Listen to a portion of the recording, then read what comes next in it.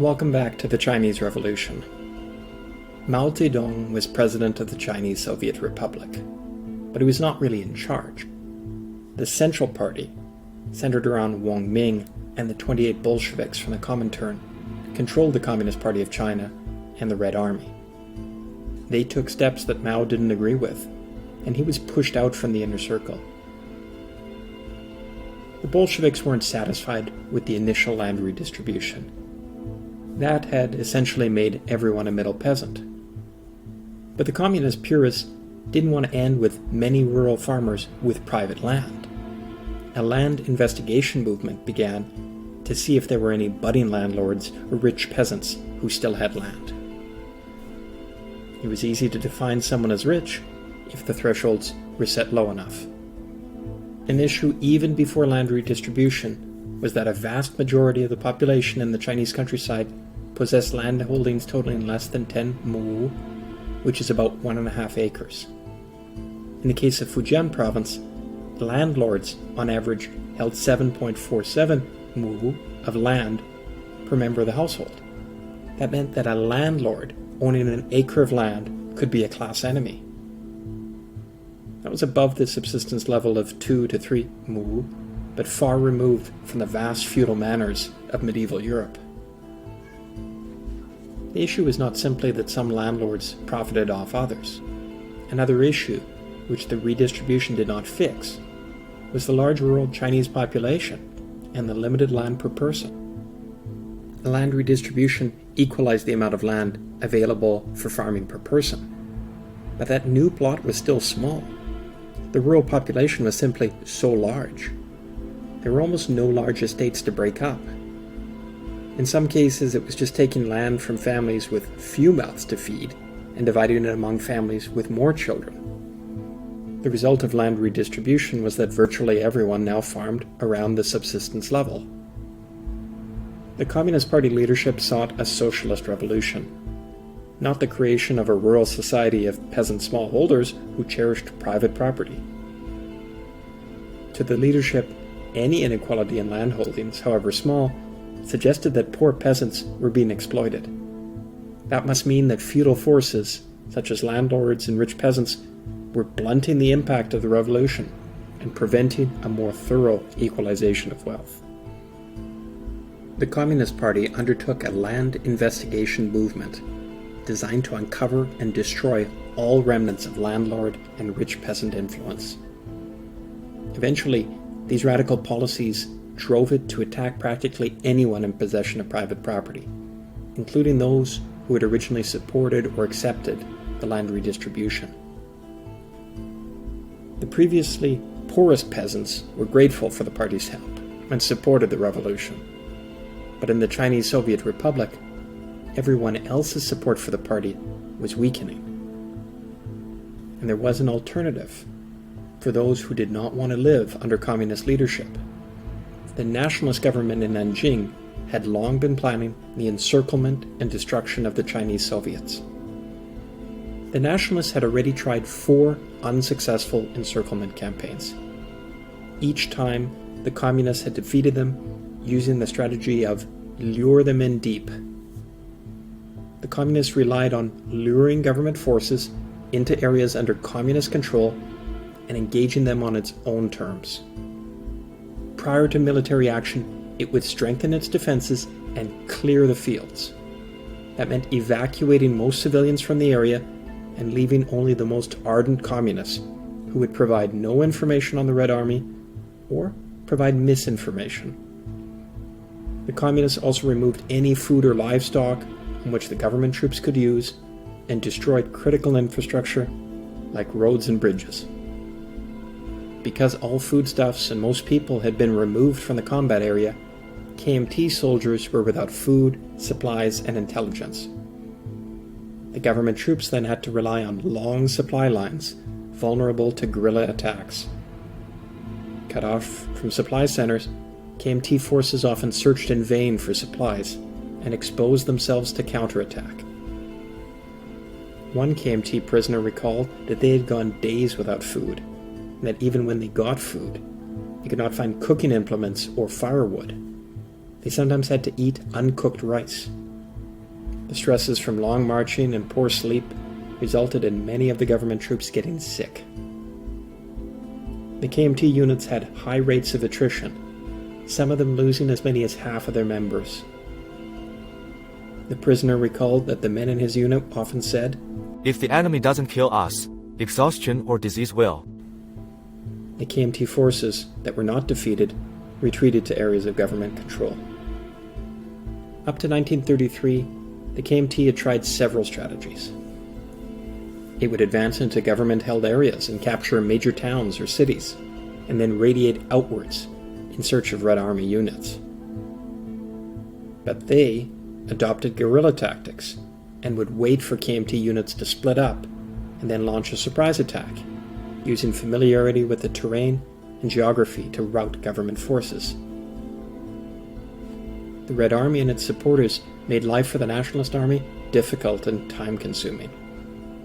For example, KMT forces would set up camp for the night.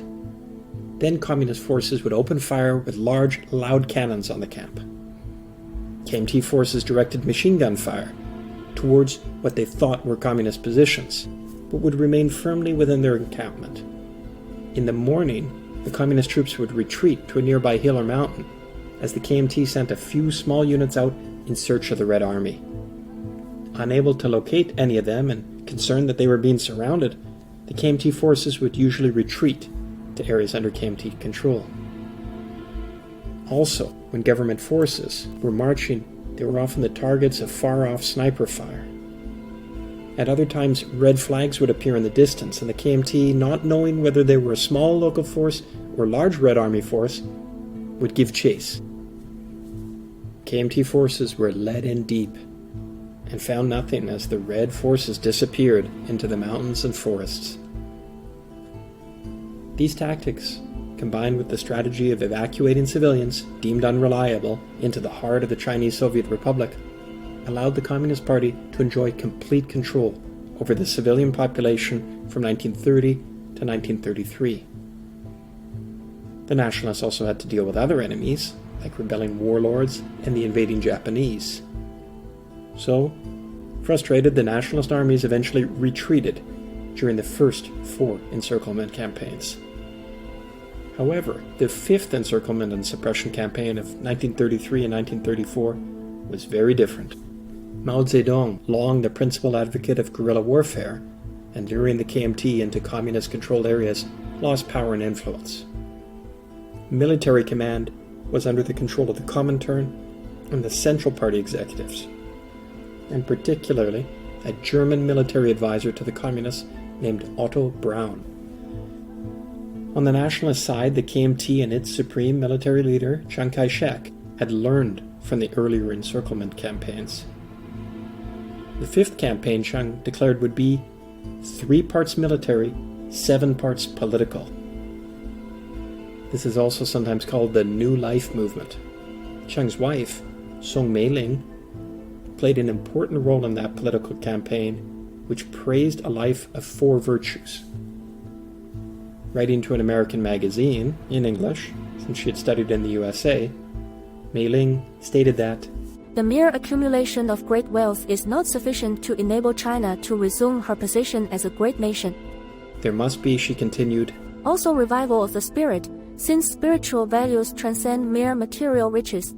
Chiang on his side declared that if we do not weed the present body of corruption, bribery, perfunctoriness, and ignorance, and establish instead a clean, effective administration, the day will soon come when the revolution will be started against us as we did the Manchus. Today, Xi Jinping has warned Chinese society and the Communist Party against similar vices like corruption, displaying obvious wealth, and effeminate men. In the New Life movement of the 1930s, the official, educated, and wealthy classes were to lead the people by example. This followed the traditional Confucian belief that the virtue of the gentleman is like wind, the virtue of the commoner is like grass. Let the wind blow over the grass and sure to bend. Mei-ling's sister Qingling, the communist supporter, criticized the New Life movement as window dressing. Chiang Kai-shek had traveled to the Soviet Union before the Northern Expedition and had been profoundly impacted by what he saw. In his words, The poor were told it was right to rob the rich, employees were encouraged to betray or even kill their employers, children were urged to denounce their parents. These struck at all the fundamental principles of traditional Chinese ethics. his views were a mixture of Confucian and Methodist Christian notions of self-cultivation and correct living. It prescribed proper etiquette on every aspect of daily life, and was part of Sun Yat-sen's principle of the people's livelihood, according to Chiang. Virtuous gentry, but never local bullies or evil gentry, were to be the government representatives in the movement. The regulations forbade anyone accused of the conduct of local bullies and evil gentry from holding a leadership role in the campaign. But to critics, it sidestepped the issue of tenancy and failed to reduce the tax burden on the people. Rural credit was the only thing that the nationalists dealt with in any appreciable way during the time they were battling the Chinese Soviet Republic. For the military part of the Fifth Encirclement Campaign, a new tactic was developed. Fortified blockhouses were built. Their construction was personally supervised by Chiang Kai-shek. The KMT undertook a massive expansion of fortifications and checkpoints throughout the Chinese countryside intended to strangle the Soviets. In all, more than 14,000 of these were constructed and were intended to be manned by local militia. New roads and communication networks through Jiangxi were built to help with logistics and supplies. This time the approach would be advancing slowly and consolidating at every step, and advancing steadily and striking sure blows. Supplies for them were gathered from local communities, which produced no end of problems for civilians in areas under KMT control. The KMT borrowed supplies from local populations and drove up the price of food. The labor for building the fortifications and the money used to pay for their maintenance were extracted from the local community in the form of a head tax and a 30% levy on rice and great amounts of conscripted labor. As part of the New Life movement, all soldiers in the KMT were to receive political indoctrination. There were punishments for embezzlement, gambling, desertion, smoking opium, not providing backup in a timely manner, inappropriate relations with minors under 21, frequenting prostitutes, and the theft of military property. Another was insufficient effort in bandit suppression. But only rarely were soldiers punished for injuring civilians or abusing civilians. Soldiers requisitioned civilian homes, took crops and livestock, and forced merchants to sell them goods at depressed prices. The KMT Army had not yet incorporated alliance building with civilians into its DNA, as the Red Army tried. Just as the KMT established blockhouses throughout areas under its control, so too did the Communist Party. Under Otto Braun's leadership, Red Army units were instructed to garrison their own version of blockhouses and create supporting points, and adopted a tactic that called for making a series of short, swift thrusts. The Red Army this time would hold the territory of the Chinese Soviet Republic, build blockhouses, ditches, and defensive structures, and engage the enemy only when he was within easy striking distance, and not pursue if he fled. The Red Army soldiers that survived recalled the blockhouses, often made of earthen bricks, were sitting targets for KMT air assaults, and provided no protection to the soldiers manning them. One veteran asked in retrospect, "How could have blockhouses made of wood and sandstone held up against bombardment by artillery?" The adoption of conventional tactics brought about a shift in how the communists gathered and deployed resources. Previously dispersed Red units were concentrated, as were their supplies.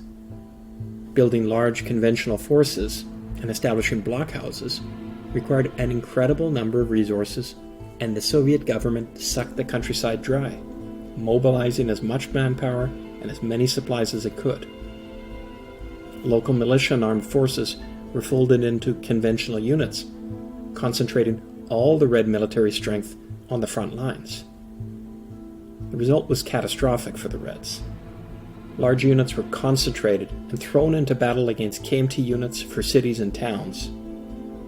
As Red Army soldiers fell on the front lines, Soviet local defense militias were drafted to the front.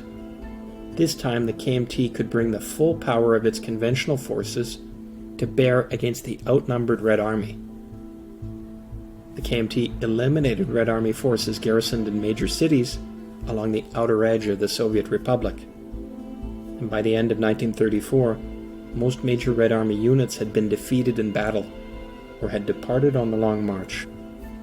As KMT armies made their way into the Soviet Republic in the second half of 1934, there were widespread defections from the communist list of class enemies.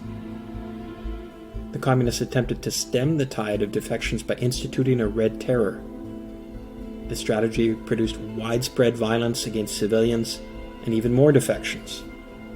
The extent of the problem is evident in the legal procedures of the Chinese Soviet Republic promulgated in April 1934. In that new law, district-level authorities no longer needed the permission of their superiors before the arrest, trial, sentencing, and punishment of counter-revolutionaries. Authorities at the lowest levels of the Soviet Republic government, with the agreement of the masses, which meant the consent of the poor peasant leagues, were now allowed to dispense revolutionary justice. In areas taken back by the communists, local authorities could, with the consent of the masses, put local bullies, evil gentry, and landlords to death. They were instructed to report the execution to higher officials after the sentence was carried out. With that new legal code, the communists made it a deadly crime to collaborate with or defect to the KMT, refusal to pay communist taxes or levies, insubordination, desertion from the Red Army, or refusal to sell goods at communist-mandated prices were now all to be punished by death, and without seeking permission at higher levels in the party.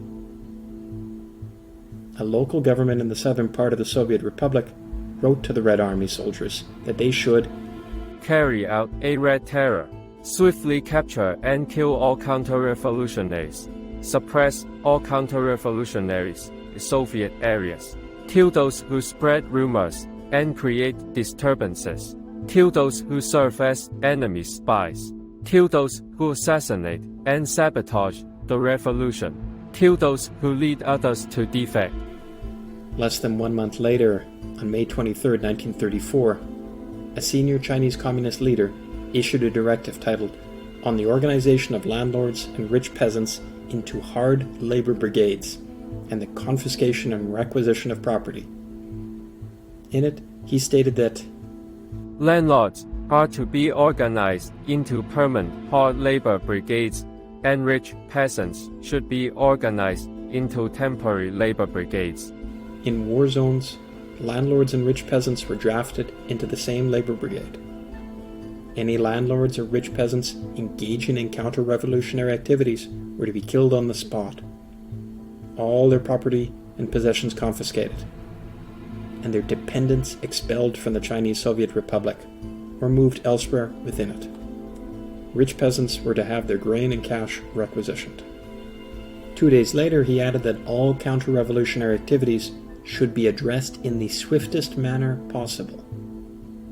Any local bullies and evil gentry, landlords, rich peasants, merchants, capitalists, managers, and vagrants should be immediately arrested and their leaders subject to intense investigation. The rest should not be subject to detailed interrogation and should be killed on the spot. If someone is suspected of a counter-revolutionary crime, they should be arrested and killed on the spot. Those who have committed minor offenses can be imprisoned. If workers or peasants are leading such activities, they too should be killed on the spot. This truly was a red terror at the end of the Chinese Soviet Republic as its territory shrunk. Those classified as landlords and rich peasants were pressed into hard labor brigades, and any remaining land and possessions confiscated, down to every last piece of grain, every last copper coin, As for the well-being of those concerned, requisitioning rich peasant grain may create difficulties for rich peasants, but under the present circumstances, it is beneficial that landlords and rich peasants go hungry to ensure that the Red Army has enough food and does not go hungry, or that the families, Red Army soldiers, in the rear have enough food and do not experience hardship. Not surprisingly, organized mass flight to KMT areas and collaboration with KMT forces increased. In this Fifth Encirclement Campaigns, civilians this time actively assisted the KMT. The KMT commander noted the attitude of civilians changed from one of fear to one of cooperation after the start of the Fifth Campaign. On the ground, civilians acted as guides for the nationalist military, helped them locate both Red Army forces and communist cadres in the village.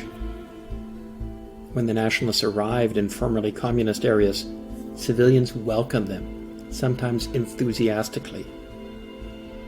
The purges that took place within the Communist Party, combined with the mass killings, also drove Red Army commanders and soldiers to defect to the KMT. A communist politician complained that defections became common.